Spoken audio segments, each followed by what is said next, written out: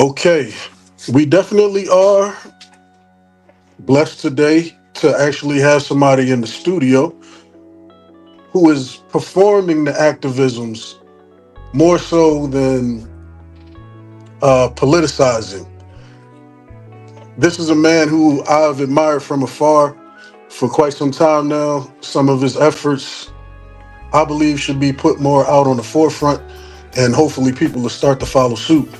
But somebody who I feel can make an impact based on the things that is comprising his initiative to combat gun violence and a number of other issues, but primarily gun violence is what I hear you most prominently talk about.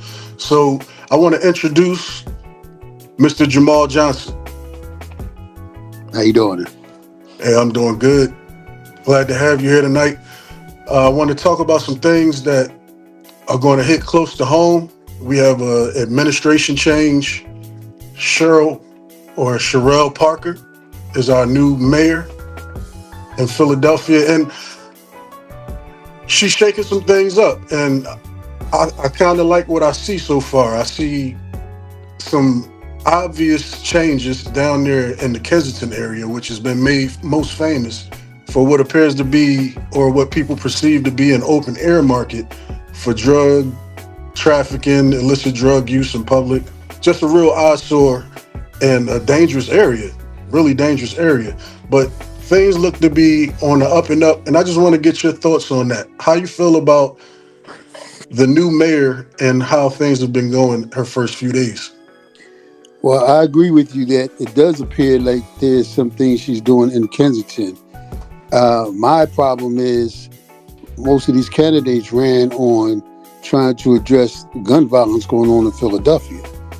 So, I mean, Kensington was definitely one of the things they addressed, but it seemed that gun violence in Philadelphia was a paramount issue, and still is as far as I'm concerned, but it doesn't seem to be getting the attention anymore that it did then. As a result, you see things like Kensington being addressed, legal dumping, the making the city green, all these things. But where's the safety of the city? I'm talking about throughout Philadelphia. I'm not talking about just Kensington. And I don't hear or see anything being done. We're waiting on 100 days until they have a plan to address gun violence in the city, even though most of the people who are in administration and the people who are going to implement this plan have been around since we've had historic levels of homicides. So I don't understand. Yeah, that's interesting because I find it difficult from an administrative standpoint to actually come up with something that government can do from the outside. Obviously, the criminals and the crime that's taking place, that's something that we're not really privileged to as far as what's about to happen. So crime prevention in the way of gun violence, especially because that's obviously something that's 9 times out of 10, something that's a crime of passion, something that was probably not predictable. So what are your thoughts on what Cherelle Parker should do to address gun violence in Philadelphia? And kind of relate that to what you did or did not see from the previous administration. Well, frankly, I see the same thing. I see Kenney 2.0. You know, we talk about gun violence and then we start doing other things. You said, what should she do? Well, back a few months ago, we had a meeting with the so-called stakeholders in the city at St. Joseph's College St. Joe's University, to talk about solutions, which we've been talking about for years. But okay, we all got together. They came up with a compilation of a blueprint for a safer Philadelphia. Okay, Councilman Curtis Jones. So he gets this, compiles it all up and gives it to the mayor and says, this is what we can do. Now, we're waiting on 100 days for a plan. Why not implement that? Why not use some of that right now? What are we waiting for? If you can go down and clean Kensington, you can grab something out of that blueprint and implement it so people can see you addressing gun violence. That's simple to me.